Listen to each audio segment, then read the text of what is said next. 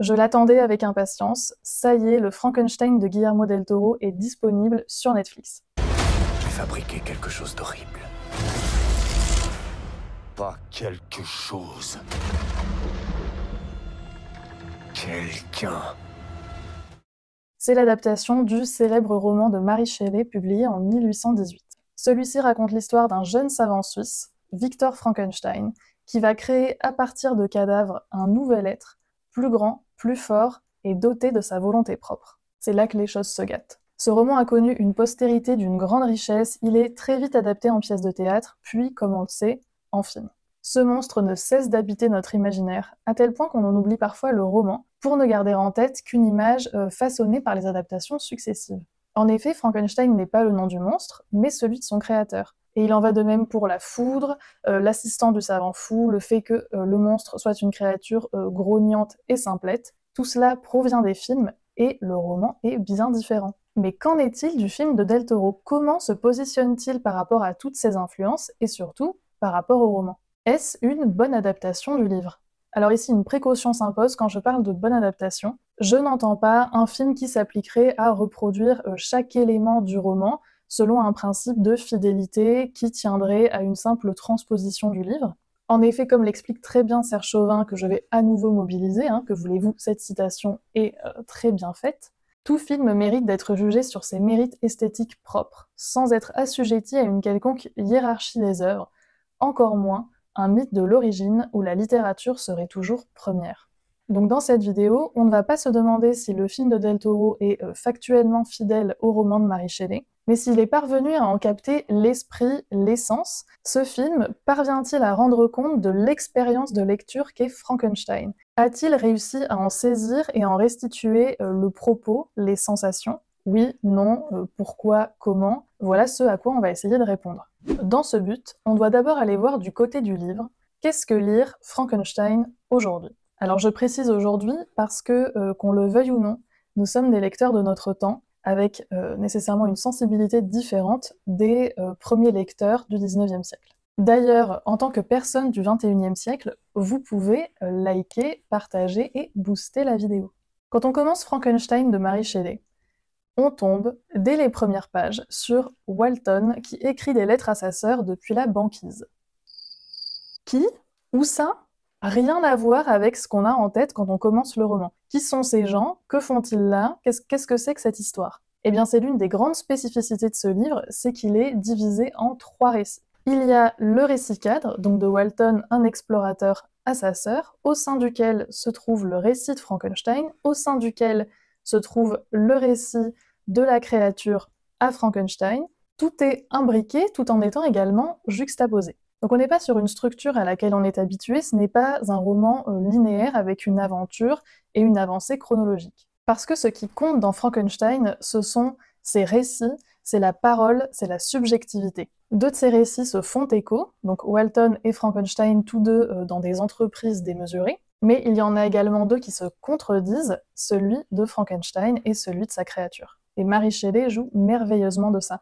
Le récit du monstre intervient après celui de Frankenstein et permet d'opérer un changement. Ainsi, la sympathie du lecteur se décale de Frankenstein victime de son monstre sanguinaire et haineux à sa créature, abandonnée, rejetée de tous et notamment de son créateur, quelle que soit l'épreuve de sa bienveillance. J'étais bienveillant et bon. Les tourments ont fait de moi un être abject. Donne-moi le bonheur et je redeviendrai vertueux. Donc on est sur une structure complexe mais significative. Un autre élément qui surprend à la première lecture et qui est caractéristique du roman, c'est le mélange des genres. Compte tenu de l'image qu'on a en tête, on s'attend probablement à un roman gothique, mais il s'avère que ce qui domine, c'est notamment le romantisme. Et à cela s'ajoutent différentes influences comme le roman de formation, le roman d'aventure, des passages pastoraux, et puis, bien entendu, ce roman annonce la science-fiction. Donc à plusieurs égards, c'est un roman un peu étrange, et comme le résume très bien Jean-Pierre Nogrette, c'est un corps littéraire hybride, difficile à définir, presque sans nom, comme le monstre.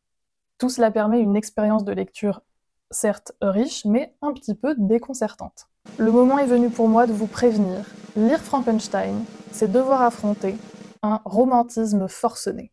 Alors c'est un livre qui est très bien écrit, mais il faut pouvoir faire face aux épanchements, au moi, aux états d'âme, aux paysages sublimes, a l'impression que Frankenstein est un petit peu halluciné et qu'il vit dans ses certitudes et dans le sentiment de sa destinée. Le lecteur se retrouve sidéré, voire au bout d'un moment un petit peu là. Tous les personnages en font des tonnes. Mais tout cela est au service du propos du livre, hein, heureusement, puisque Frankenstein, c'est un roman profondément torturé. Il est question d'horreur, de violence, de souffrance, d'humanité, d'hubris, de solitude. On sent que vivre n'est pas simple. Puis dans la deuxième partie du roman, l'intrigue bascule dans un sentiment de paranoïa, avec l'impression que le monstre est constamment aux alentours, rôde, et qu'il n'y a pas d'échappatoire. C'est donc un livre dont on ressort pensif par toutes les émotions que l'on reçoit, mais également par les questions qu'il soulève chez le lecteur. Et ce qui fait sa grande force, à mon sens, c'est que c'est un roman subtil. Comme on l'a vu, il y a un changement de point de vue qui s'opère de Frankenstein au monstre, mais même cette éloquence-là de la parole de la créature est sujette à des doutes. Quel crédit apporter aux propos de chacun? Sachant en plus que tout le récit est celui de Walton à sa sœur et qu'il a été corrigé par Frankenstein. De manière générale, c'est un roman qui ne répond pas tellement aux questions qu'il soulève et qui laisse au lecteur finalement le soin de tirer ses propres conclusions. Et cela participe de son caractère inépuisable puisqu'on sent qu'à chaque relecture, il y aurait de nouveaux éléments à découvrir, et peut-être même qu'on envisagerait les personnages un peu différemment. Et c'est ce qui rend le roman si remarquable, c'est la puissance du mythe qui s'en dégage. On sent que l'autrice n'a pas de réel message à faire passer, et que même si elle prend clairement du recul par rapport au personnage de Frankenstein, avec une ironie qui est palpable dans ses motivations et dans son projet, on sent quand même qu'elle ne prend pas parti. Et à ce titre-là, c'est un roman qui est subtil et qui peut laisser perplexe si on s'attend à une histoire explicite. Frankenstein, c'est un livre avec un rythme bizarre, des péripéties qui ne semblent mener à rien, des épanchements romantiques très bien écrits, mais un petit peu lourds, ce qui a pour résultat une lecture qui peut être difficile et un peu décevante quand on a simplement des images en tête au départ. Mais il y a quelque chose. Et quand on le lit, on comprend que ça ne cesse de travailler les artistes, les auteurs et les cinéastes. Il y a dans cette histoire de créateur et de son monstre quelque chose qui touche à l'orgueil et à la solitude de l'homme. Il y a quelque chose de démesuré, de difforme et de sublime. À un moment ou à un autre, que vous aimiez ou non votre lecture, il y a un basculement qui s'opère chez le lecteur, parfois même après la lecture. À un moment donné, on est frappé par l'idée même au cœur du roman. Parce qu'au fond, Frankenstein, c'est quand même l'histoire d'un homme qui assemble des cadavres pour créer un nouvel être, qui n'a de fait aucune place, et aucune place possible dans le monde dans lequel on l'a mis en lui donnant naissance, un être rejeté de celui-là même qu'il a créé, et qui le condamne à la découverte par lui-même de ce qu'il est, de qui il est, et de ce qu'est le monde, et c'est livré à lui-même qu'il devra prendre conscience qu'il est voué au rejet et à la solitude. C'est saisissant quand même. Donc lire Frankenstein, c'est se plonger dans un monument de la littérature finalement assez court, dans un récit qui est un assemblage de plusieurs inspirations. C'est surtout un roman qui ne laisse pas indifférent, notamment parce que le lecteur reste au bout du compte assez libre de la réception des questions que soulève le roman. L'origine du mal, la place et le rôle de l'éducation, les limites de la science, ce qu'est un être humain. C'est un roman qui résonnera différemment pour chaque lecteur, ce qui en fait une expérience unique et propice à la discussion. Quand on lit Frankenstein, on perçoit immédiatement que c'est une œuvre fascinante qui n'a pas fini d'être adaptée et interrogée.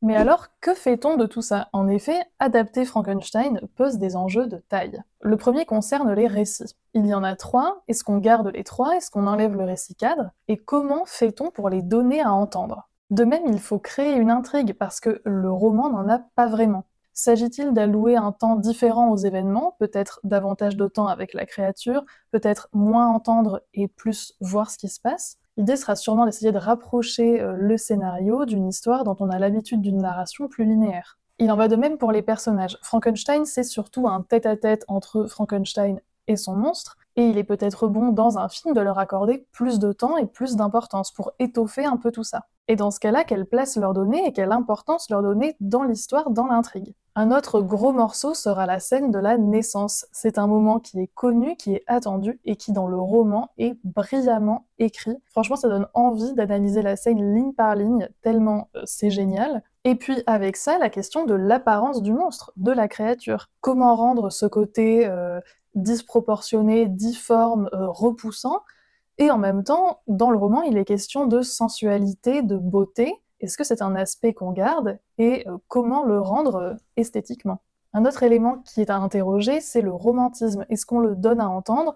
Est-ce qu'on rend tout ça beaucoup plus sobre? Parce que des dialogues très 19e siècle dans les films, ça peut vite être un peu daté. Et de même pour les paysages, ils ont un rôle important dans le livre, mais concrètement, quand on fait un film, on n'a pas forcément le budget pour aller filmer les montagnes suisses. Et puis, selon moi, l'enjeu principal, la question à laquelle il faut répondre, c'est comment gère-t-on ce côté porté du mythe? Est-ce qu'on fait de Frankenstein un film de face-à-face intimiste torturé? Est-ce qu'on en fait un drame personnel du docteur Frankenstein ou un drame personnel du monstre? En fait, quelle ampleur donner au récit? Quel angle prendre? Ah, il y a de quoi faire, hein. Je pense que Guillermo del Toro et son équipe se sont bien pris la tête sur ces différents sujets. Nous allons à présent parler du film. En effet, adapter Frankenstein, c'est un gros morceau et des choix s'imposent. Guillermo del Toro a longtemps rêvé d'adapter le roman de Mary Shelley. On pouvait donc s'attendre à ce qu'il essaie d'en faire une adaptation qui garde un lien fort avec le livre, mais qui, comme en témoignent ses films précédents, proposerait une esthétique propre, probablement gothique, colorée, poétique et sanglante. Bien que ces mots ne reflètent pas le roman de Mary Shelley, on peut facilement voir comment on pourrait créer un pont entre ces deux univers. Comme on l'a vu, des questions se posent d'entrée pour quiconque souhaiterait adapter Frankenstein. Voyons voir comment Guillermo et son équipe s'en sont sortis. La première, c'était celle de la structure. On constate ici la volonté de faire un film romanesque sans pour autant renoncer à la structure en récit du roman. Ce qui donne un film découpé en parties, on a un récit cadre, on a un prologue, et puis on a le récit de Frankenstein et le récit de la créature. Et pour chacun des deux récits, on a en voix off le personnage qui raconte. Donc on nous donne à voir ce qui se passe, et on a un commentaire du narrateur. Mon créateur a livré son récit. Alors, je vais vous livrer le mien. C'est donc un écho-roman, mais grâce aux moyens du cinéma, ce qui permet de garder une caractéristique essentielle du livre. Bref, c'est très malin. D'autant plus que Del Toro a réussi à se détacher du roman pour régler d'autres problèmes essentiels, et notamment l'intrigue. La première scène a lieu à la fin du roman, mais au début du film, ce qui permet de créer du suspense. On a effectivement des personnages secondaires qui sont beaucoup plus développés, des liens familiaux qui sont changés, des personnages qui sont plus âgés que dans le roman, tout ça pour créer une cohésion plus intéressante. Parce que bon, dans le roman, les autres personnages ne servent qu'à mourir, ce qui, en termes de développement psychologique au cinéma, est pas hyper intéressant. Ça permet ici d'apporter de l'épaisseur à l'entourage, et au même titre que d'autres changements, c'est vraiment bienvenu.